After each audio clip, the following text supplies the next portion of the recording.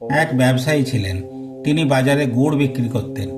একদিন নদীতে স্নান করতে গিয়ে তিনি একটি গোপালের মূর্তি কুড়িয়ে পান। মূর্তিটি তিনি ঘরে নিয়ে আসেন ও তার ঠাকুর ঘরে রাখেন।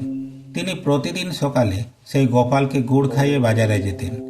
একদিন বাজারে যাওয়ার সময় তাড়াতাড়িতে তিনি গোপাল গুড় খাইয়ে যেতে ভুলে যান। তিনি যখন তার বাড়ি থেকে গুড় নিয়ে বাজারে যাচ্ছিলেন, তখন হঠাৎ একটি বাচ্চা ছেলে তার সামনে এসে দাঁড়ায়। সেই বাচ্চাটি তার সামনে হাত পেতে বলে, আজ আমাকে গুড় খাওয়াবে না? ব্যবসায়ী বাচ্চাটির দিকে অবাক হয়ে তাকান। তিনি বাচ্চাটিকে এর আগে এই গ্রামে কখনোই দেখেননি। বাচ্চাটির মাথায় কোকড়া কোকড়া চুল, গায়ের রং উজ্জ্বল শ্যামবর্ণ, মুখে মিষ্টি মধুর হাসি, দীঘল কালো চোখ দুটিতে কি যেন একটা মায়া জড়িয়ে আছে। তিনি আর থাকতে পারলেন না। তক্ষুনি তার গুড়ের পাত্র থেকে খানিকটা গুড় নিয়ে বাচ্চাটির হাতে দিলেন। বাচ্চাটি পরমানন্দে সেই গুড় খেতে লাগলো। ব্যবসায়ীও খুশি মনে বাজারের পথ ধরলেন।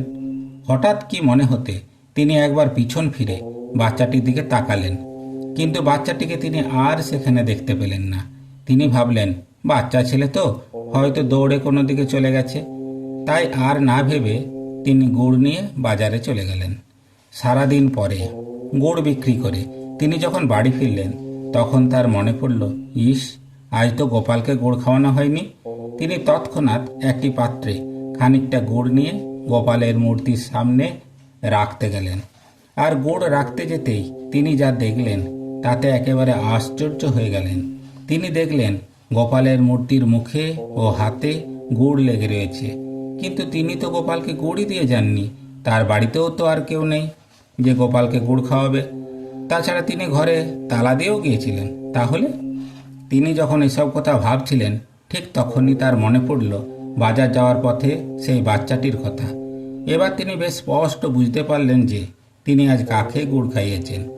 স্বয়ং গোপাল নিজে এসে তার কাছ থেকে নিজের হাতে গুড় খেয়েছেন। আনন্দে তার দু চোখ দিয়ে অশ্রু ঝরতে লাগলো।